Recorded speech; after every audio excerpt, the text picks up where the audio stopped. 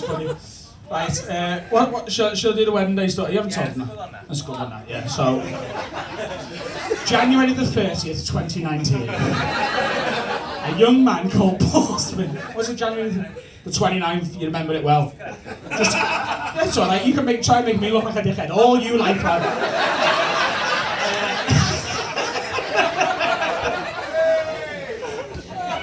So, this isn't going to be stand-up funny, but you'll enjoy it anyway. Okay. This isn't a refined story. So, me and the owner of this wonderful comedy club, his name's Paul Blaze, a really good mate of ours, we were co-best men at Paul Smith's first wedding. And his second wedding, it's just the other guy, because he's not asked about pissing me off anymore.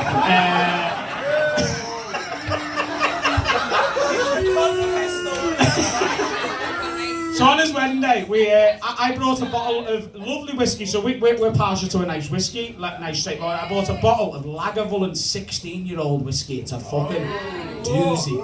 And we drank that before the first course came up. So we were stood at the altar where I'd filled a hip flask with the whiskey, and we were just passing it between the three of us, and then we then went to the food, and we were staying in the same hotel that the wedding was in, so the whiskey was in my room. Went and got it down, we had it while waiting for the food, got quite drunk. We carried on drinking the whole round that day. We'd have a bottle of Miller, like the light draft thing, and then we'd also have a whiskey with it, and we got quite drunk. Now, I can handle my ale quite well, because I'm a fat cunt. And Paul Blair, the owner of this comedy club, can drink like no man I've ever met in my entire life. It's quite fucking terrifying.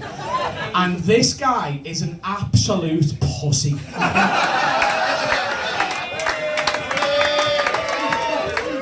first time I ever went drinking with Paul Smith, he cried because I squeezed a woman's tit. And I'm not...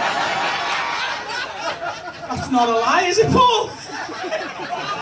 She squeezed my tit, I squeezed her back, and he said, if he doesn't apologise to you right now, I will never speak to him ever again. And here we are.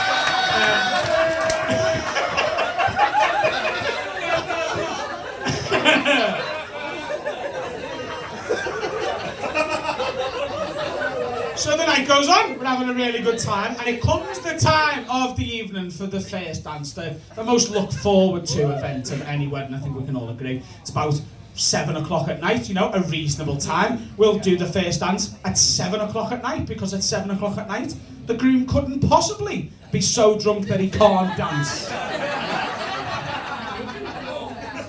Or so we thought.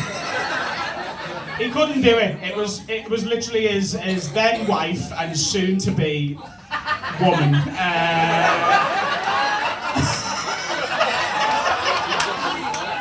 Holding him up for 6 minutes straight.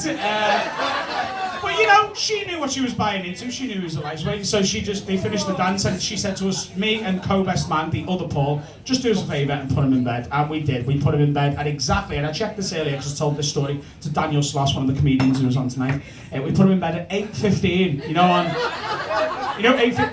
like the first half of a Champions League game. That's when Paul Smith went to bed on his own wedding day. And it's got quite happy ending this, so sort of. We put him in bed at 8:15, absolutely fucked, passed out, and me and the other guy, Paul, we made a decision between us as co-best men. We said we're going to come and wake him up at 10 p.m. We'll leave him until 10 p.m. and then we'll come and wake him up and say, look, you've had enough for nap. It's now time to carry on with your wedding, lad. You're just going to have to fucking soldier through it. Good decision. That's enough time, innit? Yeah. Not for Paul. Not for Paul. Do you know what though? He's going to enjoy the end of the story because it's a true hero story on his part. I have took the piss out of him video. It got to 9:05, about 50 minutes after we put him in bed, and someone tapped me on the shoulder and said, is that Paul Smith standing at the buffet? Now, he was standing at the buffet. In one hand, he had a bottle of Miller and a whiskey that he got himself. And I don't know how he did that, because we'd specifically asked the bartender to not give him any more alcohol. And in his other hand, he had the tongs, and he was getting himself some food from the buffet. And I approached him as a nice guy, as his best man, and said, hiya, Paul, you all right, lad?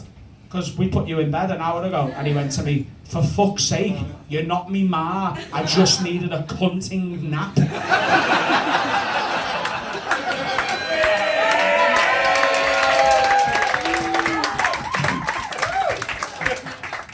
Who's the last one up?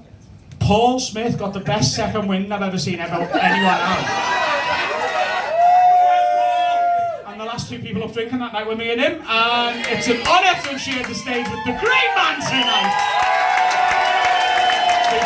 See you later.